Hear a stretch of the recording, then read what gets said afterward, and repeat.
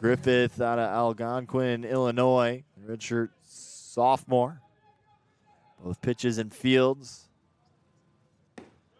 A nice little stretch. Went 3 for 3 in game 1 of that doubleheader against Lords. On a 6-game hitting streak entering today. This top of the lineup, really good for Cornerstone. The other half, not so much. As this is driven out to right center field.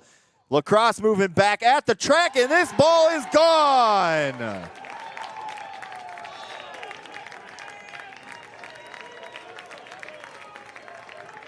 The cleanup hitter doing cleanup things and gives the Golden Eagles a 2-0 lead here in the bottom of the first inning.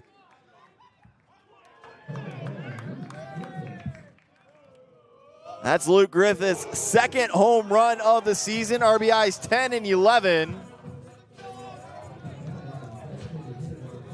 No home runs last weekend for the Golden Eagles, and one here in their first attempt with the bats today. And now here's Drew Goodman as he drives this out to left center field. Lacrosse at the track. He looks up, and this one's gone. Back-to-back jacks for the Golden Eagles, and they got a 3-0 lead.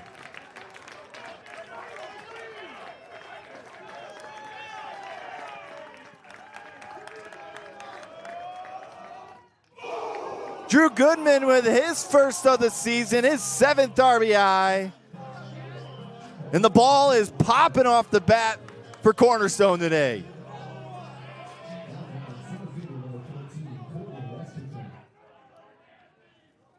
Westerkamp drives this out to right field. Robinson moves back.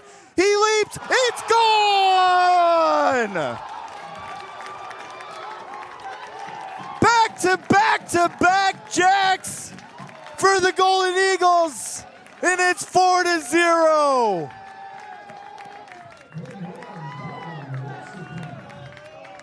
Three straight pitches from Aaron Moore, all over the fence.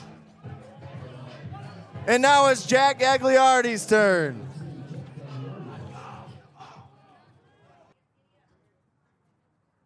Ground ball, back up the middle. Ruiz, he'll touch the bag. The throw to first, in time.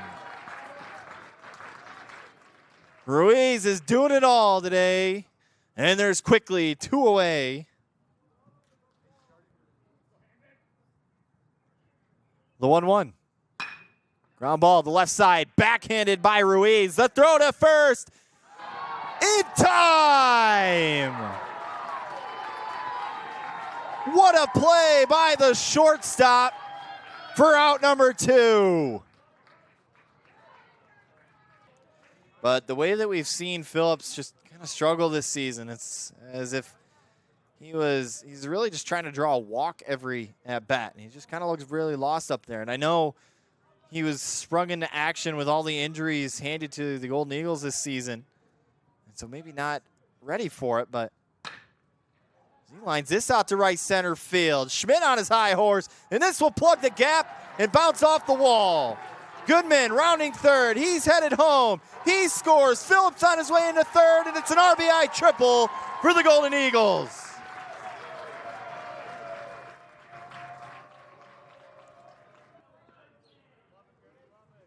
So Hesterman has had a very long inning out there, especially with this at-bat against Goodman. Kinley off of first base. 2 outs here in the bottom of the 9th inning. The 1-2 pitch. Liner into center field. Schmidt on his high horse. He reaches up. He can't get to it. This is going to roll to the wall. Kinley rounding third. He's headed home. And he scores, and the Golden Eagles walk it off here in the bottom of the 9th inning.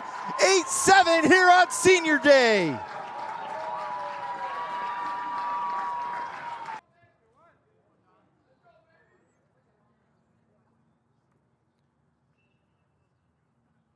Liner in the glove of Hampton, and he flips it to Smith and doubles him off.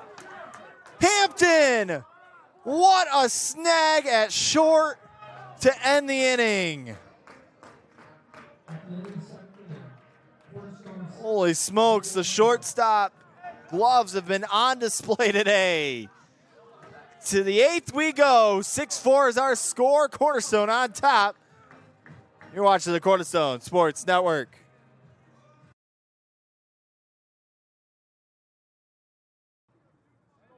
Cavit enters today with a 7.40 ERA and 11 appearances. Swing and a miss. Huge punch out for the lefty. And there's 2 outs.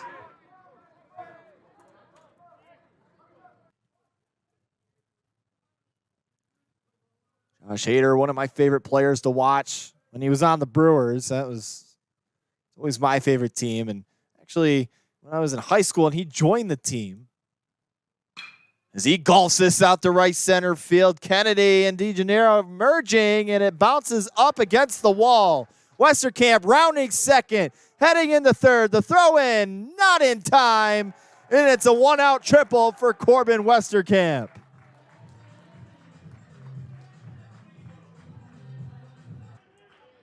He has had quite the afternoon, both him and his brother. The 1-0.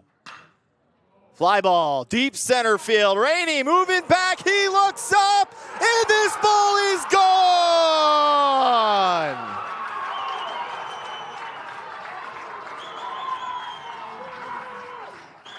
Derek Hebner with the equalizer here in the bottom of the 8th. And we have a brand new ball game.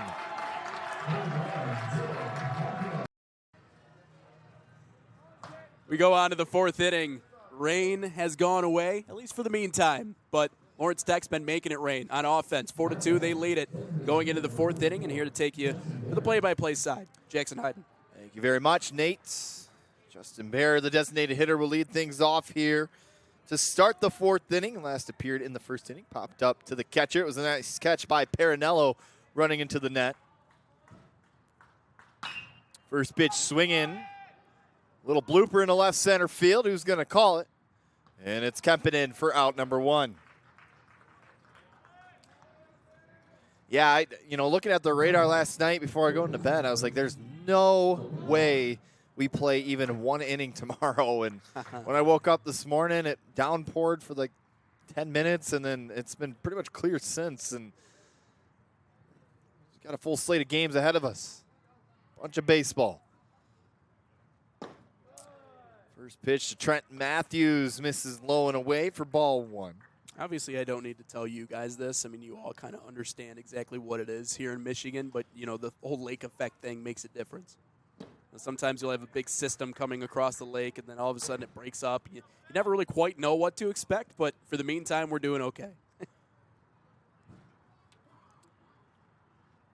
Mispronounced Logan Walker. Correction. Up to plate now. He fouls it back. 2-1 now.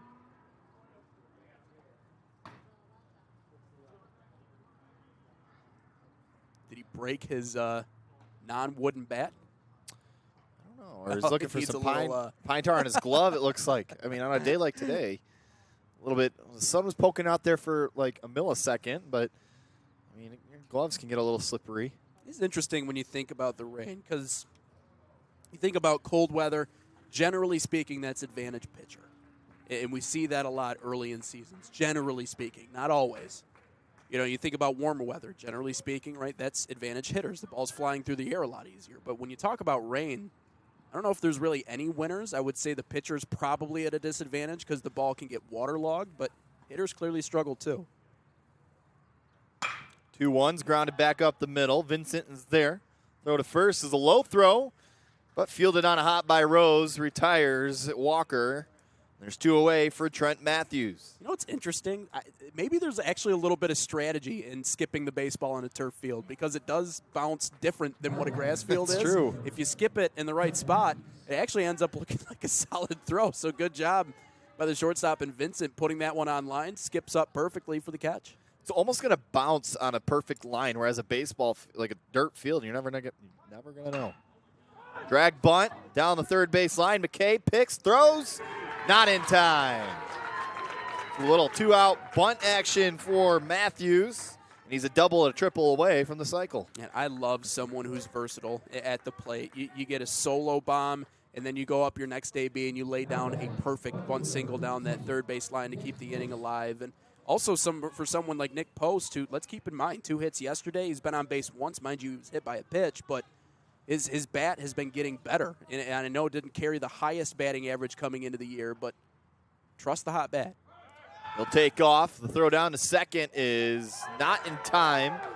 He'll skip right behind second base. But Vincent was there to back it up, so no further progress. And you know, I don't hate the 2-out drag bunt there. I mean, you got to give your team as many opportunities as possible to try to score. And well, that third inning was the first time they were shut down all game.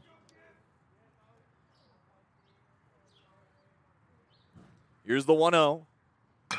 Liner, center field. Hughes coming in on it, and we'll let it drop in front of him. Matthews will jog on to the plate, and it's a 5-2 lead for Lawrence Tech here in the top of the fourth. You know, they say history tends to repeat itself. You look back at that game yesterday for Lawrence Tech, what set up their run in the 10th inning was a stolen base. That time it was Meyer with a single and a stolen base, came around to score. This time it's Trent Matthews who gets on with a single and a stolen base. Nick Post is able to bring him home. It's the game within the game. It's shifting from base to base, and how every one run in postseason play can feel like 2 or 3. Sternman rips it down the right field line. That is fair. Saman will pick it up. He'll throw it in as Post skirts into third, and there's runners on the corners with 2 away for Tasker Trippy. And not only that, I think there's a level of frustration here for Fisk, too, because he's just not getting a lot of swing and miss. So it just seems like he's aiming his pitches right now. He's just trying to get a feel back for where the zone is, and because of that, he's leaving stuff in hittable locations. Post and Sternman both able to take advantage of that. So has to be careful here against Tasker Trippy, and I know it's kind of been a slow start. It has been a slow start for him here in the postseason, 0 for 6, but he could really break it open if he leaves one up. So Post off at third, Sternman off at first. 2 outs here in the top of the fourth. Trippy underneath that changeup, and it's 0-1. I love me a first pitch changeup too, especially if it's executed well, because it looks like a fastball coming in. You think he's going to challenge you, swing out in front of it. That was a great spot. Stretched the pitch and tried to paint the outside part of the plate, but missed barely, and it's 1s. And that's the interesting dynamic about this game today. Maybe a little bit of a different zone. We saw a wide outside part of the plate yesterday. Snap throw over to first, and Sternman's back there safely. You know Sternman and the Blue Devils are going to be trying to swipe second here and give him even a bigger chance to add on 2 more. A little double steal action. Didn't work the first time around, but not a bad idea. Fisk has been pumping in a lot of fastballs here during this at-bat, potentially to try to take away that stolen base attempt rather to second. Again, checking on Sternman. Trippy scored the first run of the ball game. He scored on that Little League home run by Jack Birch back in the first inning. And Fisk retired the first 2 batters, actually retired 6 in a row dating back to the end of the second inning, and has really struggled to get this final out here in the fourth.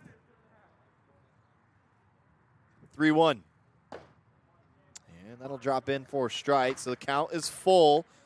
Sternman will be in move here. There is an arm warming up, a right-hander down in the pen for Cleary. The payoff pitch. Sternman takes off, ground ball to short. Vincent gobbles it up, the throw to first in time, and that'll retire the side. Cleary scores 1 on an RBI base hit by Nick Post, and nothing more going on after that. We're headed to the bottom of the fourth inning. 5-2 is our score. Lawrence Tech on top. You're watching the Cornerstone Sports Network.